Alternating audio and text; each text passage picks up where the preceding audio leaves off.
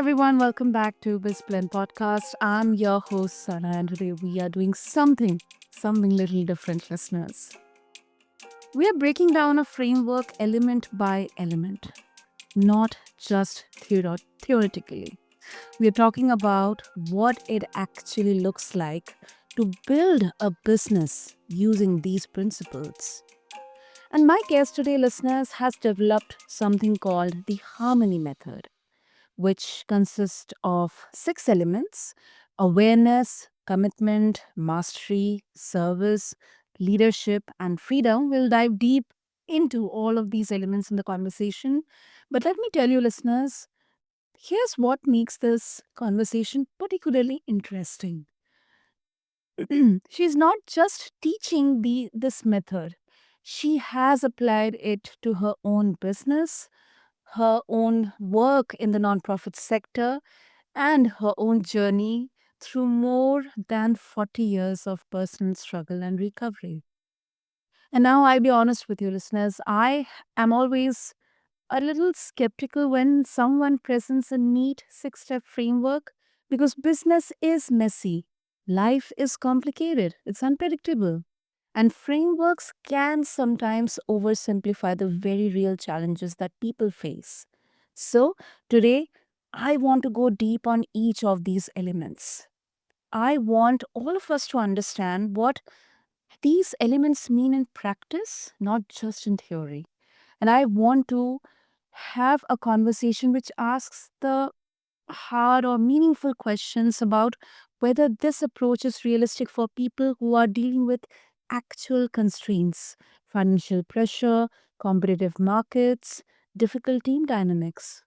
So, whether you are building something from scratch, trying to scale, or honestly just trying to figure out if the business you are in is the right fit for you, I think, and I absolutely hope this conversation is going to give you a lot to think about. So let's break down the harmony method with our incredible guest, Robin Clare. Robin, welcome to BizBlend, and it's really an honor to have you here. Thank you, Sana. I'm very excited to be here to talk about the Harmony Method and business. Absolutely. And listeners, let me tell you that, we have had so many podcasts with Robin on Healthy Man by Avik, exploring her journey, exploring what exactly went behind making the Harmony Method. And now we are bringing this into the world of business because we both believe that there's no clear boundary here between our business and the professional and the personal lives. These are all interconnected because, after all, even the entrepreneurs, founders, business persons, they're all humans. We're all humans.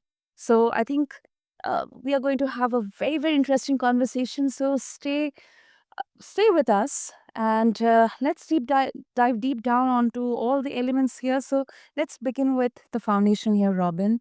Um, you talk about the harmony method, and I named all the elements in the intro. So we'll start with the first one itself, awareness. And let me ask you, because I think a lot of people, when they hear awareness, they think like it's being mindful or it's being present, it's being I'm self-aware. But then I believe there's more to it. So in your own business journey, what did awareness actually require of you? Like, what did you have to become aware of that maybe, you had been avoiding, or maybe you didn't even realize was there? Yes. So, called The Big Leap by Gay Hendricks. And in that book, he talks about your zone of brilliance versus your zone of genius. And I was determined to work in my zone of genius. So what's the difference? So the zone of brilliance is what it's what you're good at, right? And then in between your zone of brilliance and your zone of genius is your self-limiting beliefs that stop you from living your genius.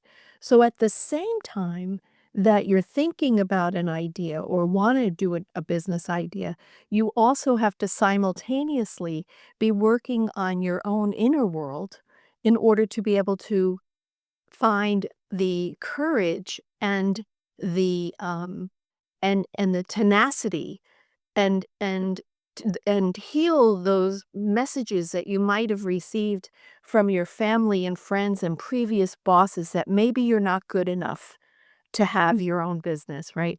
So in between zone of brilliance and zone of genius is all the stuff you need to heal so that you can step into your zone of genius. And to me, your zone of genius is what your purpose is in the world that most aligns with your soul. So it's almost like what you actually came here to do in this lifetime. And so for me, it is to teach the harmony method. Yes, I've had other zone of geniuses, uh, and they were all leading to this. I had other books that I wrote. I had other things that I've done, but I've never been as healed as I am now. And so because I did all that healing in between, which was for me always a deep fear of being humiliated. And so and once I learned not to allow other people to judge me, that was the key for me. Like, I didn't give them the title of judge, so whatever they say to me, they're not judging me because I don't allow that. They're just giving me their opinion. Knowing that, I could move into my zone of genius and do what my work is supposed to be. So embedded in that zone of genius is the awareness of what it is. What is your true purpose? What did your soul come here to accomplish?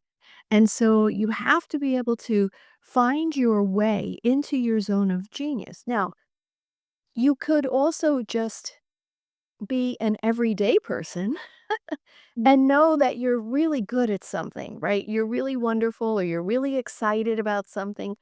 I would say the awareness that, wow, if I had to do one thing for my business for the rest of my life, what would it be? Like, that's awareness, not, not, and it's a personal decision as well, of course, as looking in the market and saying, hmm, I think there's something missing. I'm going to do that. But make sure it lights you up. Right? Like, make sure that you're excited about it, because that's gonna bring us into the next stages is the excitement.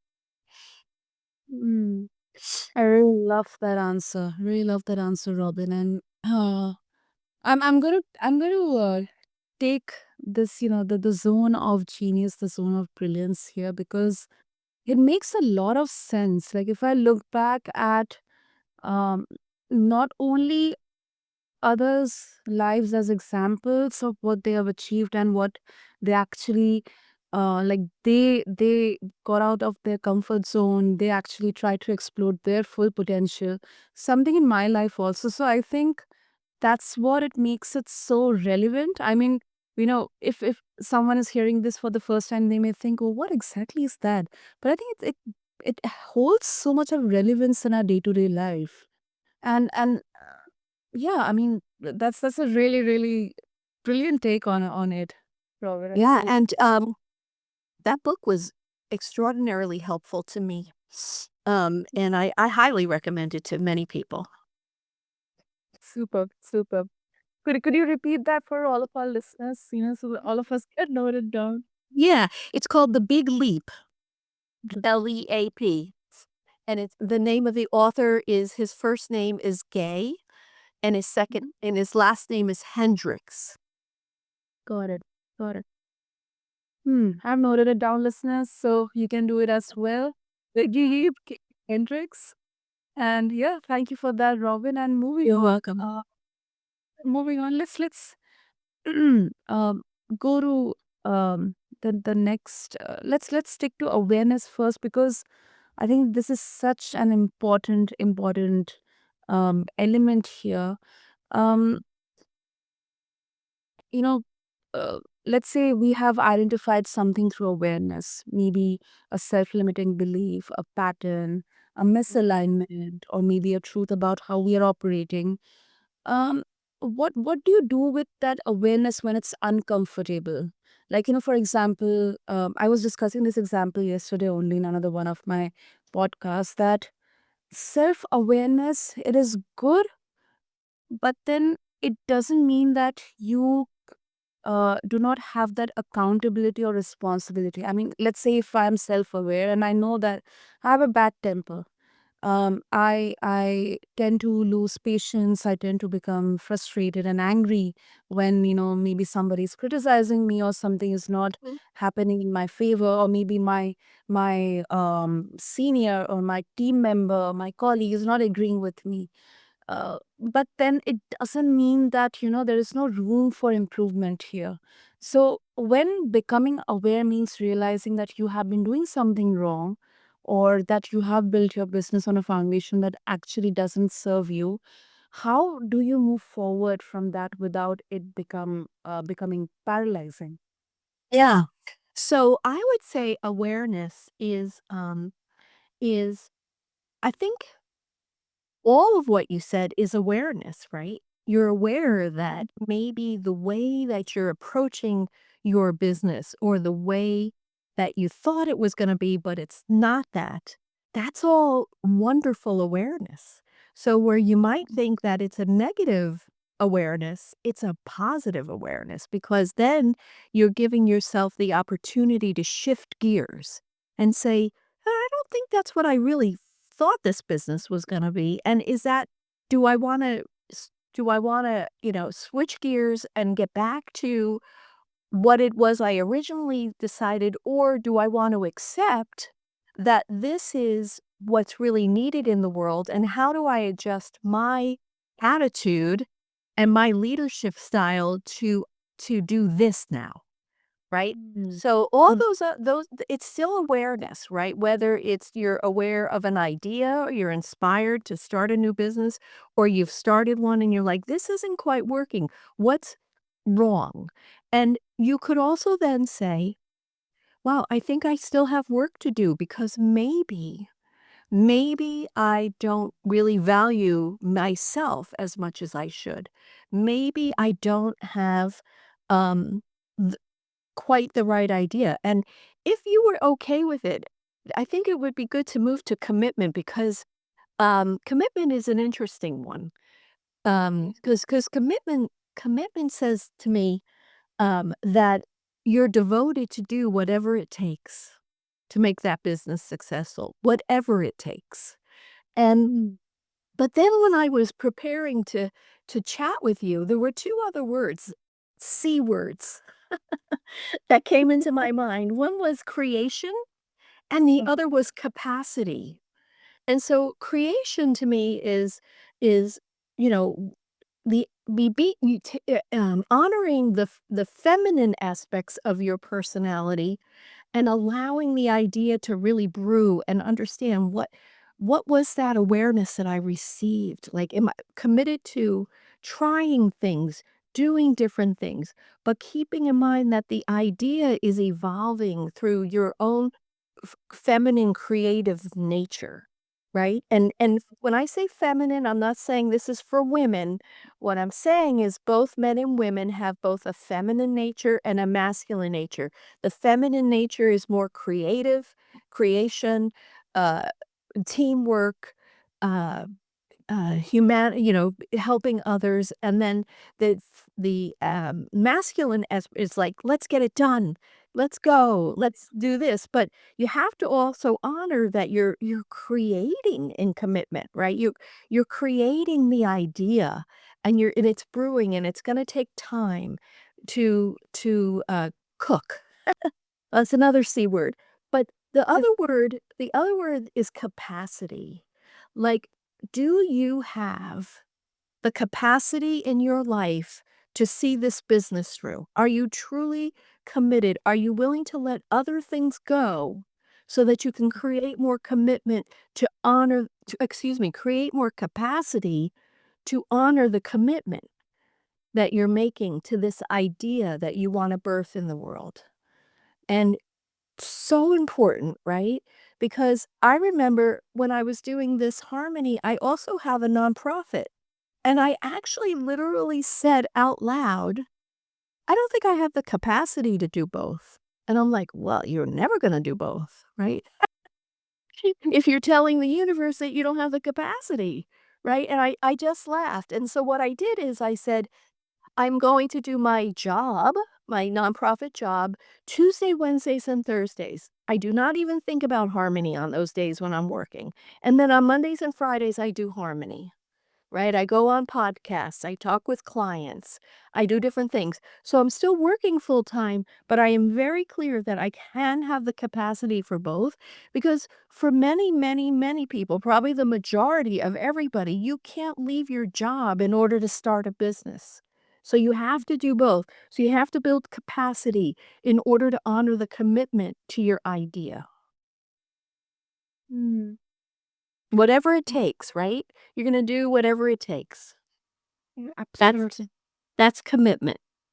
Yes, yes. I really loved that transition because that's what the second element is, listeners. And very, very interesting take on our commitment here, Robin. And um, Mhm. great that you brought the feminine and the masculine energy because it's not just about the men or the women, but we all have those energy. Maybe in Yeah. we are nurturing, we are caring, we are empathetic, and sometimes situations demand us to take actions, take some hard True. decisions, and just get down to whatever we can, and that's why And we. even and even as a female entrepreneur, you really want to honor your masculine energies because the masculine energy is really good at negotiation, right? Mhm. And pricing, right? Yep. And valuing your worth. Men, it was really very interesting. Um, I was talking to an expert in negotiation once, and he said in a simulation, like a test, women always beat men in negotiations. But in the real life, men tend to beat women in negotiation. And he said the reason why that is because women don't always know what number they're willing to walk away from the table with. So if they're trying to sell something or something, they don't know what their bottom line is. And so that knowing comes from your masculine energy if you're a woman. And if you're a man, your feminine energies will help you be more look at the negotiation as what's best for everybody. What would make this work between the seller and the buyer? Like that idea that everybody can win is a very feminine energy. Mm, that's true. That is absolutely true. Robin, let's move to mastery. Mess. Yeah, mastery. Correct. So when I think about mastery in the business world, it's about believing in your product or service, embodying what it does. Really like say, "Oh god, my product or service is going to change the world." You so believe it. You know it, right? It becomes part of who you are. It is because what I do know is all what I believe all sales is Mhm. as successful salespeople really believe in their product or service. And then they're talking to you and you're like, oh my God, they're so excited. I should do that. Right. And so that's what mastery, I think, in the business is to really know how your product or service works, how it can help people, and and then to just be able to just embody it. Like, it's the only word I can think of, like, you could talk about this for days, but you don't wanna bore people, but if someone asks you a question, you can just open your mouth and truth comes out about the product. Now, yes, what it can what it can't do, you're not gonna in the next one, which is service, you'll know whether you're overselling or not. So we'll talk about service in a minute, but yes, to me, that's what mastery is that you truly, truly believe in what your business is and you embody what everything that it does so that you could talk about it without hesitation. So you like what they're hearing with me here with harmony, right? I'm not hesitating because I spent months learning the harmony method myself, even though I created it. I guess kept trying it on myself and meditating on it and looking for all the nuances. I write about it on Substack. Like I just take any situation I can and apply the harmony method to it to see if it holds water. And that's why I was so excited to come here and talk about business and harmony because I think it does hold water here. Exactly. No, you're absolutely right. Especially the example that you gave that, that is something fundamentally I 100% believe that when you are personally um invested into it Mhm. Yeah. in terms of the financial aspect, but soulfully, spiritually you're invested into it. You believe in that product or service. You have put your mind, heart, energy, time, blood, sweat, tears, and everything into Yeah. it. If somebody asks you, how is it good for me? It isn't even a sales pitch. It just like No. goes organically. And It's a conversation, right? And but it's an exciting conversation, and then they're so happy for you, right? Like if they're truly someone you know and care about, they're like, "Oh, good, great, keep going." Right? Your own enthusiasm creates enthusiasm for what you're trying to sell. mm, And going back to the zone of genius and zone of brilliance, because Yeah. that's something that's going to be on my mind.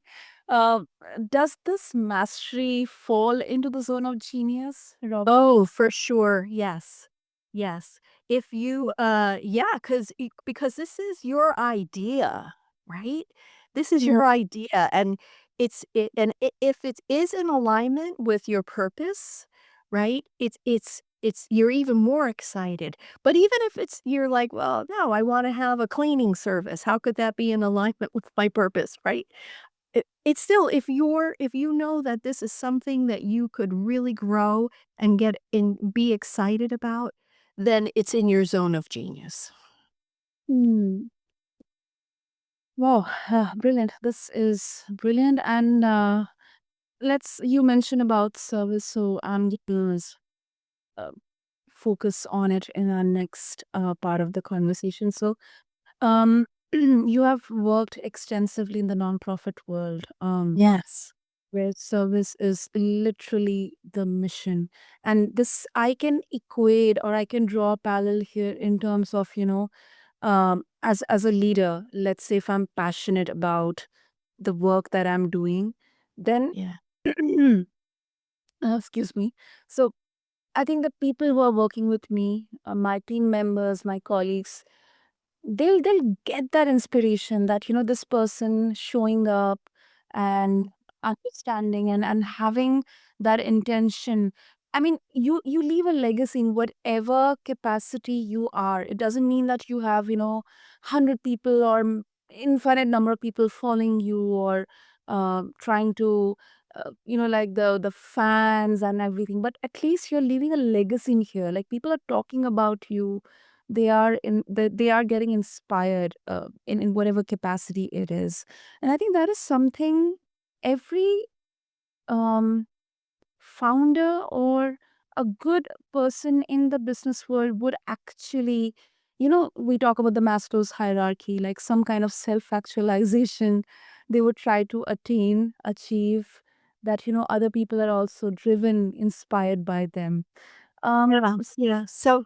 So I would agree with you on that. So when we talk about service, we're talking about who will you serve? Serve, right? That's the key word, right? Service. Who will you serve? Who is your ideal client? Who is the one that really needs this? How do you define your ideal client?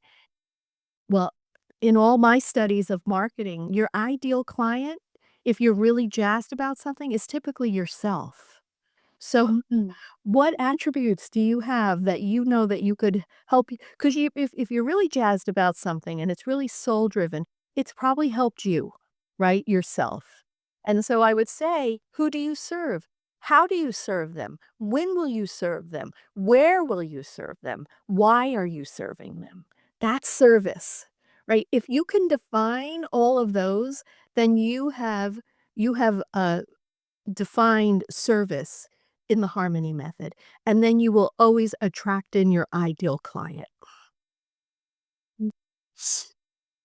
Oh, I love that. I love that, Pal. And so and exactly that means that, harmony method is so much relevant and applicable in the world of entrepreneurship because people may have misconception. Words like harmony or these are very soft words. Right, Mm. and people yeah, I'm so sorry. I was gonna say, and people have a misconception about the word serve. They think, that they're not that it's a negative word, right? Like Mm. they're a servant. But you know what? You are a servant. You're a servant to your idea. You're a servant to your customer in a good way, right? You Yeah, are going to do whatever it takes to make sure that they get what they need. And so we have to get oh, the negativity out of the word servant. that's true. That's true. Great. Moving on to the fifth element. Yeah, Of leadership. Hmm. it. Yeah, so what I wrote on my little notes here is it's always about self-leadership first. You have to Mm. believe in your product or service so intensely that others will buy it. Right? You need to walk the walk of your product or service, what you're doing. You need to like when people read your email or they see your social media post, they're like, "Wow, I need to know what that is because um mm-mm, 'cause even for me, it's silly, like, I put out a new picture because I've been living this and talking about it, and people are like, "Are you aging backwards?" And I'm like, "I hope so." Right? Like, because I'm so excited about this, right? I'm living it, I'm talking about it, I am writing about it, I am working with clients, right? I am living, uh I am doing everything I can to live harmoniously in my life between my work, and I told you how I came up with a schedule for both, and, Yeah. and keeping very organized and taking my supplements, and so I have enough energy, eating well, walking, right? All the things to make sure that Robin, the vessel of the Harmony Method and of her nonprofit, is walking the walk of what we're trying to accomplish for other people. Otherwise otherwise, I don't look I have to become the poster child for what I'm doing, and the same for others when they have a mission that they're trying to embody. Totally. Totally. And then there's freedom, right? Yeah. Freedom is hard to define, but this is what I wrote down. Your business, your money, your schedule, whatever it means to you, freedom, free to live.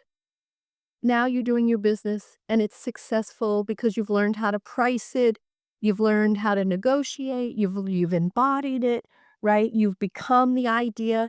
Then you're free to live your other passions, right? Because we're not all work. We may love to swim or travel, right? But when you embody the harmony method in business, it gives you the freedom to define what freedom means to you.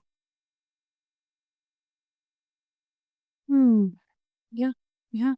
And there is definitely a misconception around freedom in the world of entrepreneurship and business that once, and I think that's one of the biggest reason why people would preferably go for entrepreneurship instead of a 9 to 5 job. That, I do not get to work for someone else. I'll work for myself. I'll get my time. I'll get to rest. I'll get to travel. I'll get to have vacations, money. But then, if you look at the reality also, uh, I'll just finish this and then you can follow on. But I think that's where the hard reality of um, entrepreneurship is. It is a lonely journey. Like, you have to figure out initially everything on your own, because it all starts from you. Like, you are the point of origin, and then it's like a river that has to make its way, and then maybe its own branches or tributaries, and then something like that. But I thought, maybe I can add this on to the element of freedom, because somewhere down the line there's a big misconception here. And if you could define the misconception is that everything is going to work out, do you think? Yeah, kind of. Yes. Yes. Yeah, and it will as long as you truly embody all the other elements, right? And follow them in a sequence and adjust them as necessary. Because so I'm not declaring that everyone will be uh, successful, but you have a greater chance of being successful. And one of the things that when you said, it's lonely, and so if you're in your own business, you must find other entrepreneurs, right? Network with other people or other people that are working from home. Make arrangements to go walk with people. But because loneliness is tough, it's tough for everybody. But one of the things about having your own business is that you're deeply inspired. And what does inspired mean? It means in spirit, right?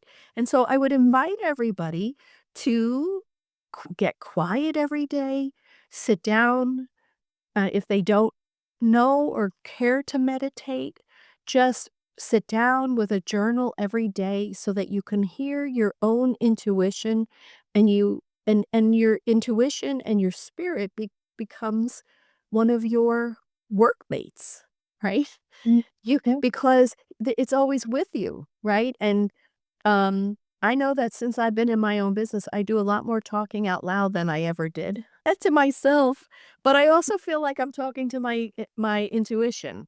I think I'm doing this, and I don't care how it sounds, because sometimes you have to say things out loud, right? In order to hear them yourself.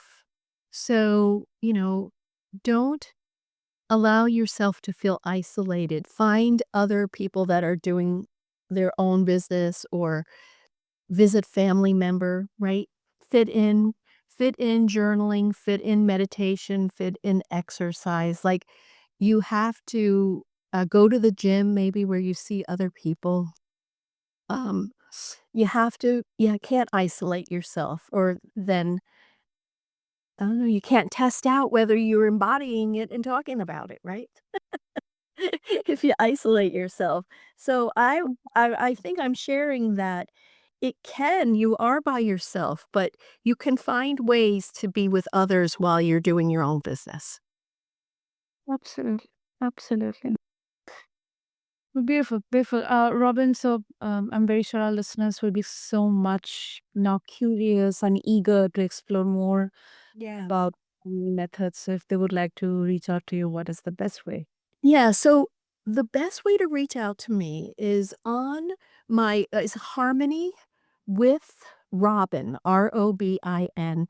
And I invite folks, I have an offering on my homepage where they can just ask me a question. They'll see it. It says, "Do you have a question?"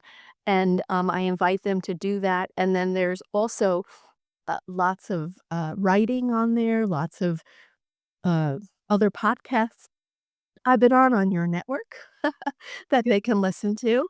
and just to take it all in and absorb it, and then of course if I can be of service to them at any point, to reach out to me.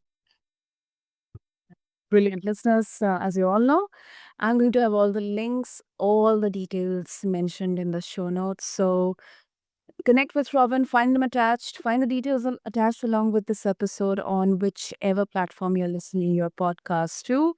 And I think, like, this is wow. I mean, we all went through we through all six elements of the harmony method, not just as abstract concepts, but as actual lived experiences that shape how we build and run a business. So if you are listening and something in this conversation connected with you, resonated with you, I'd encourage you to think about which element you might be missing or neglecting in your own work. That exactly is the first step to begin with. That exactly is the first element to begin with, awareness. And maybe you are committed but not aware. Maybe you're serving but not free. Maybe you are pursuing external mastery while ignoring the internal work. There's no judgment in that, just an opportunity to notice. So, Right. Robin, thank you so much. This was such a brilliant conversation, brilliant episode on this, Ben. Thank you so much. Thank you, son. Nice to speak with you again. Yeah, exactly. And for everyone listening, if you want to dive deeper into the harmony method, check out Robin's book as well, Harmony, the Frequency of True Success. And as always, if this conversation sparked something for you, share it, review it, tell someone about it. These conversations matter, and they matter more when they spread. Until next time, this is Sana and this is BizBlend. Keep building something that actually feels like yours. And I'll catch you in the next episode. Thank you.